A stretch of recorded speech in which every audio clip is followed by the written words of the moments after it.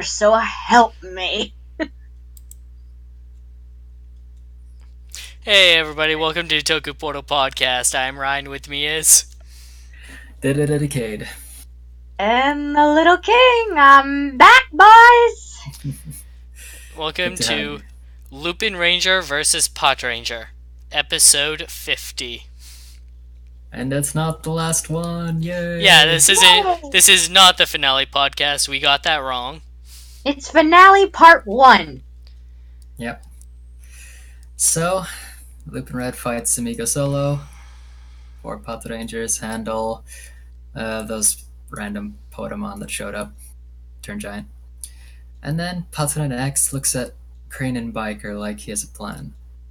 And that was kind of confusing the first time watching, but it's explained pretty soon. So Umika wakes up in the hospital. A GSPO, kind of old officer guy, just explains to her what happened, and then Toma just knocks him out, and the two escape.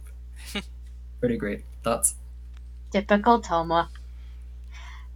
I found it kind of interesting that they do what happens in the US when somebody's arrested and needs to be treated in the hospital. Like, they're not handcuffed to the bed. I found that kind of interesting. But, I mean, certain things translate differently and all that. Although, yeah, I was expecting Toma to do that eventually. I mean, he's the big brother of the trio. He's got to do something.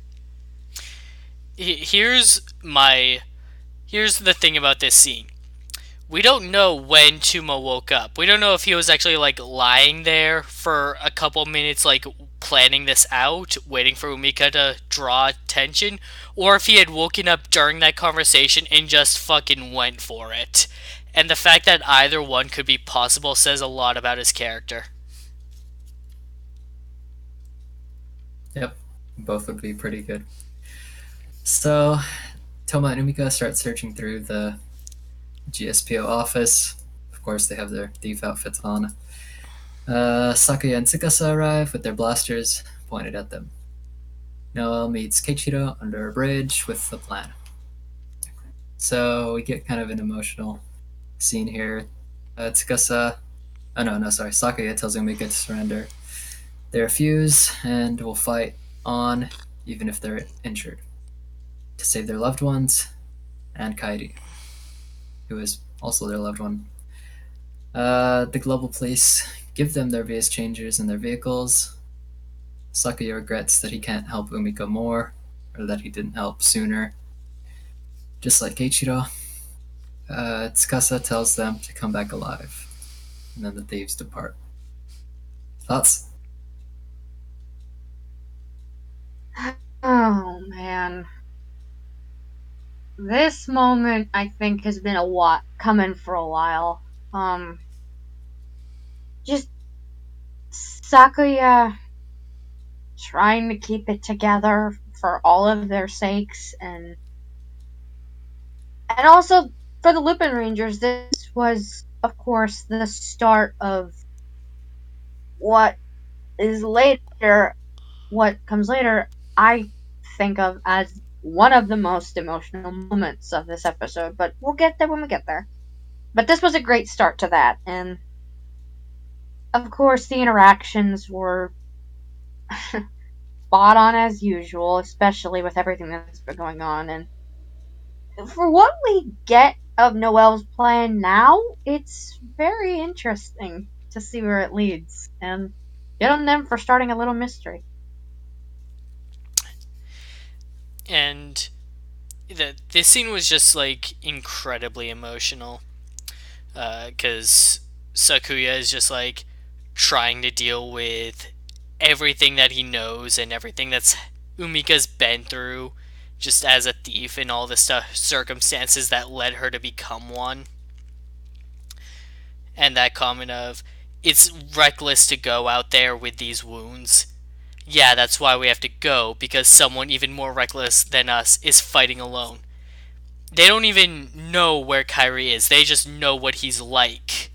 To know that, yeah, he's out there taking on Zamigo by himself, probably. They hit... this show hasn't been very story-focused, but it's been very character development focused. And this is where it all comes together, and this is where it's all worth it. This is what it was all for. Yeah, Tsukasa and Toma were my favorite because Toma just straight up, says with all the energy that they've got to save Kairi, and Tsukasa's uncharacteristically emotional, even though she's not crying. It still said a lot. So, Lupin Red is getting beat up by Samigo. Can't really hurt him since he can turn his body into water. Blue and Yellow swoop in with their fighters. They save him. Kaede asks why. Umika pinches his nose and tells him to throw away their old promise. They can only succeed by working together. They make a new promise to defeat Zamigo and save their loved ones. Noel joins them, and he has a new plan to defeat Zamigo. Keiichiro reports that Crane and Bike were stolen by Noel. Tsukasa and Sakuya apologize for letting the others go. And DeGranio begins rampaging. Thoughts?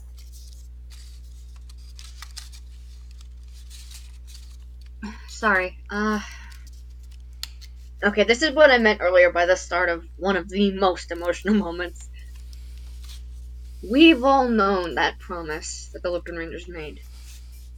We don't look out for each other. If one of us dies, so be it, but we'll keep going for them if they do. And it was strictly business. They kept pushing each other and others away, like Noel, and the Pat Rangers, of course. But over the past couple weeks, we've really been seeing that finally start to crack. See the chinks in the armor, and see people who are willing to care about others and each other. So for them to finally say, to hell with this promise, it's stupid anyways, and they're finally willing to see each other as more than just partners in crime, to see each other in as high a regard as the people they're trying to save from Zamigo. I think, like you guys said earlier, this show doesn't really focus that much on story. It focuses on character. To see this really come to a head is a perfect example of that, and I absolutely fell in love with this. And we've been seeing hints that, that promise was going to break for a while now, such as the Ganglar that send people home that episode, and Tuma's unspoken feelings about noticing how Kairi doesn't see Juror as his home. He doesn't see him. He doesn't have a home in his mind during that episode. And you can tell Tuma's kind of hurt by it, because he's already started to see the others as kind of like his siblings. They're his family.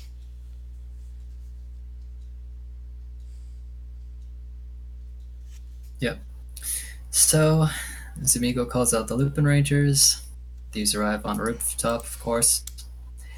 And they basically say they won't fight fair because they're thieves. Awesome. A Kaito change in roll call.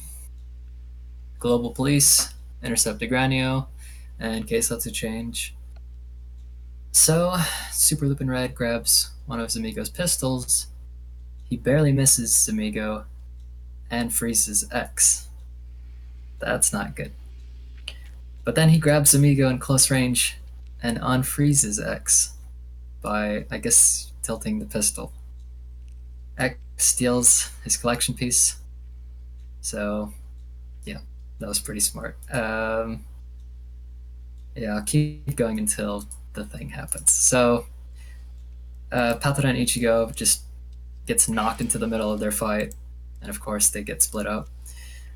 X shields them from DeGranio's attack and is knocked down. Zamigo, determined to fight the Lupin Rangers alone, asks DeGranio to put him in his safe, pretty much making him a prisoner forever. So the Lupin Rangers get ready to join him, but before they do, they give the global police victory, magic, and scissors. And then they enter the Grandiose Sea. Thoughts? Holy shit. Oh boy. Okay, this fight. Holy fucking crap. This was so awesome. And okay, I will kind of admit that it did feel a teensy bit forced for Zamigo to, throw himself in the safe because he's that damn set on having a solo Lupin Ranger fight. But at least with this, it's a bit better reasoning, because, it's a common Toku trope where it's one-on-one and everybody else is holding the guys who want to jump in back. It's like, no, this is their fight. But, the reasoning in your back of your head's going, yeah, but they're injured and they could die, so you might as well jump in anyways. At least with this, it's a bit better reasoning. But yeah, that didn't dampen down the fight whatsoever. Oh my god! So, this show, its entire premise is there are two Sentai teams with similar and conflicting goals. And this show takes that concept to its full potential. To the point where both teams kind of like have their own final boss at the end. The Lupin Rangers have their battle against Zamigo, the guy who took their loved ones away from them, so he's their main target. And the Power Rangers have Dogranio, the leader of the Ganglars, which is their target. Just get rid of the Ganglars and promote peace. And so just the separation of the two fights felt really good to me in that sense. The trick to freeze Noel and then unfreeze him so he could steal the collection piece was really well done. It's good that, relocation with the gun was very intuitive, but Kyrie also had a victory striker on him, so maybe that would helped. It was a pretty solid way of being able to get his collection piece. I wasn't here last week, so I want to talk a bit about how much destruction Dogranio actually caused. Like, he kills at least hundreds, if not thousands, of people. When was the last time we got a final boss that actively did that much damage? Yeah, I didn't bring it up on the podcast, but I was thinking in my head, like, we haven't had a boss this hardcore since, like, the Magi Ranger final boss. This was just so brutal. Right, like, when it comes down to it, the final boss should be, like, the most terrifying one. And sometimes in Sentai, that is a pretty hit or miss scenario. This whole time, Dogranio hasn't done anything because he's old and wanting to retire, and we're kind of iffy on him. But here he is, like, in action, and yeah, okay, I know why he's the Ganglar boss now.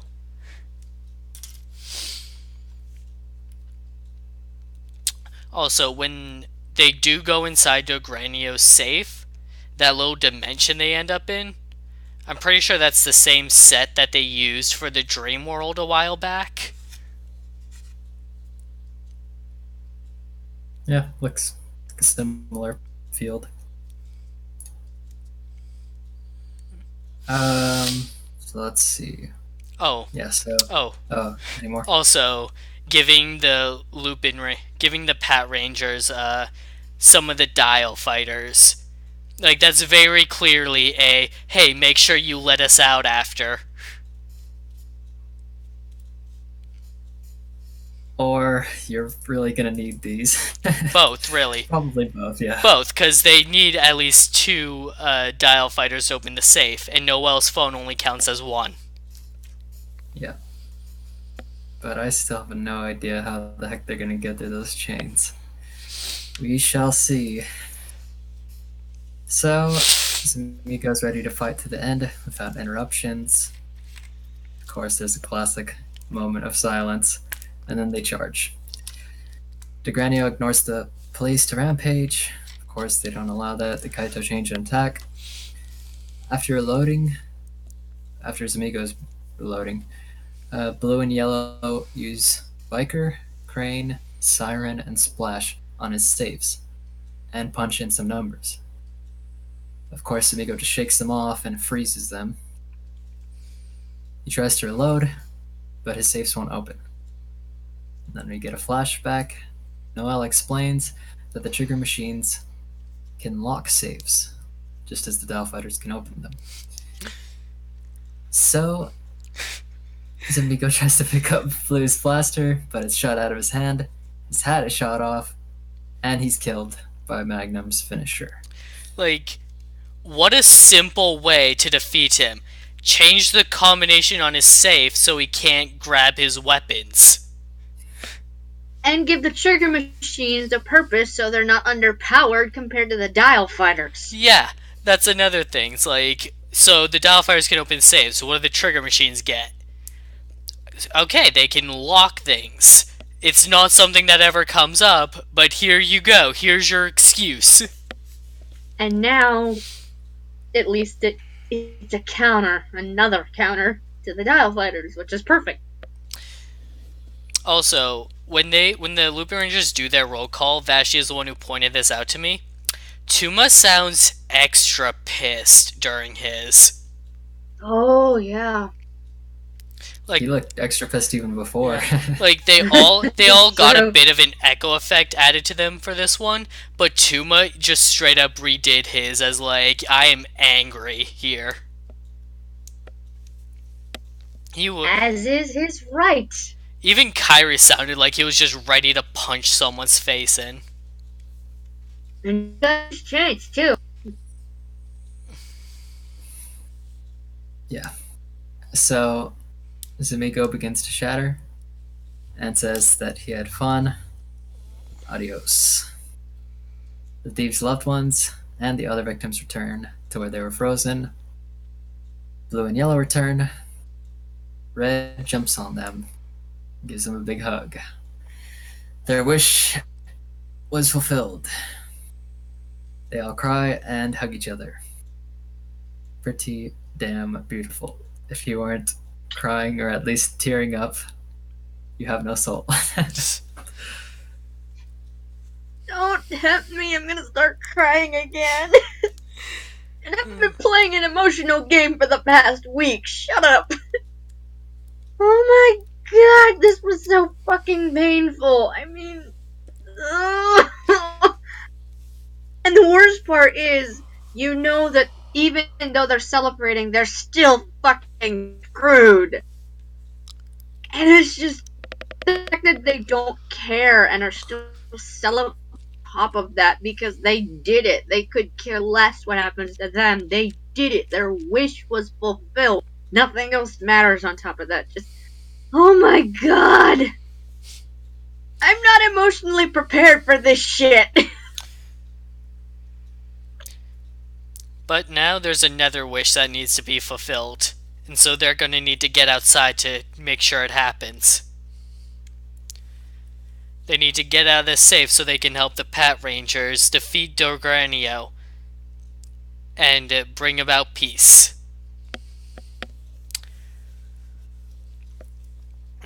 It's going to be interesting seeing how they get past the chains, but guaranteed they're going to be using the Dial Fighters to unlock the safe. Like, I'm still banking on that being the biggest reason why Kairi handed it over. But also specifically Victory Striker because it's a strong one. For sure. And if not, that's really gonna suck. But I hope that doesn't happen. This is Sentai. Please do not let that happen. So, Jim informs the police that the victims are returning. DeGranio is amused that Zamigo lost. but the thieves still can't escape. So of course he makes an evil laugh. Episode end. Thoughts?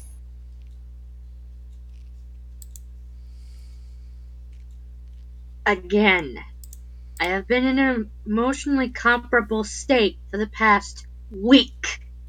For those of you who need clarification, Kingdom Hearts 3 came out last week, and I've been keeping up with that series since I was literally a year old. So, yeah, I'm not exactly in the mood to hold my emotions in. Holy fucking shit. I hate Dogranio right now, and I want to see the end of this, but at the same time, I'm still recovering from the emotional trauma. So forgive me if I'm a little broken record sounding right now, but oh my god! This is a fantastic way to go about the finale for this show. Like, just the way all the emotions are coming together and the way the characters are coming together, showing all their growth throughout the show, and all those little things finally like building up into the climax. This is just perfect.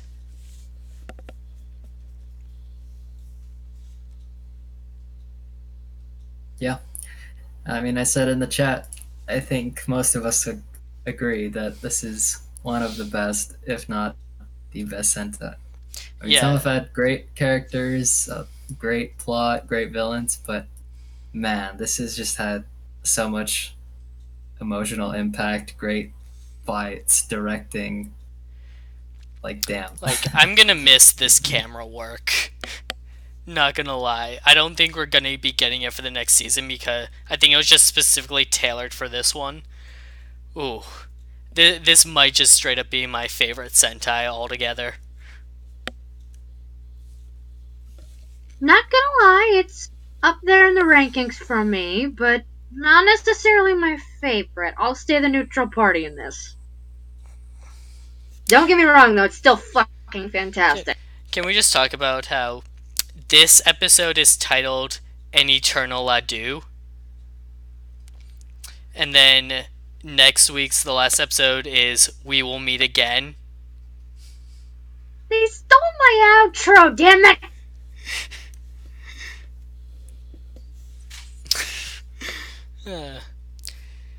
An Eternal Adieu. They defeat Zamigo. We will meet again. They all come together. What do you think is going to happen when they reunite with their siblings? Do you think that these are all going to go their separate ways? Hell no. They're all going to jail.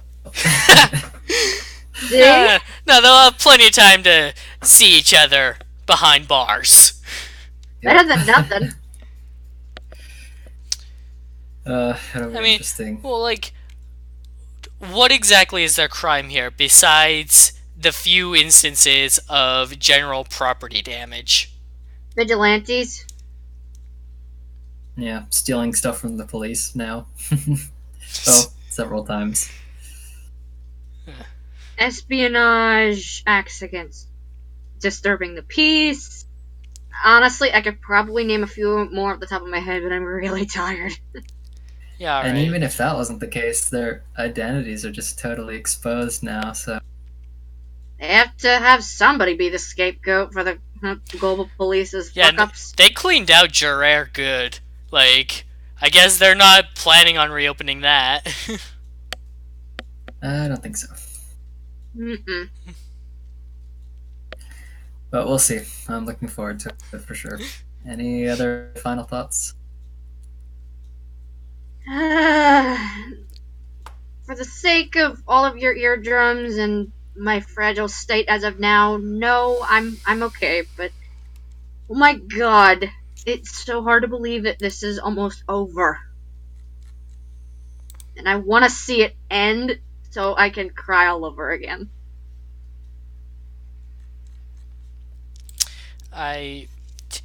Pretty much, like, I'm gonna be rewatching this at some point just because of how amazing it is, and we're probably going to be doing an open cast on this at some point as well. I was able to get tonight off from work for this because I thought tonight was going to be the finale. It's next week. So I'll try to do next week as well. I don't know about after that though because we're short on people to work the night shift. So we'll have to see how that goes. But man, this was quite a ride. And I'm glad to have been here to share it with you guys. Aww. Ditto. I mean, even the movie was freaking awesome. That's sadly been rare lately. Well, here's to an eternal good time. For sure. But we'll see you guys tomorrow, maybe, for Zio. We are kind of a mixed bag on that. Come if you want. We won't be sad if you don't. Unless you're big Yuki fans, then you should come. Sure, even then. Yeah, and then next week is going to be the finale. Thanks for coming. We'll see you next time. Yep, thanks for listening. Until next time, adieu.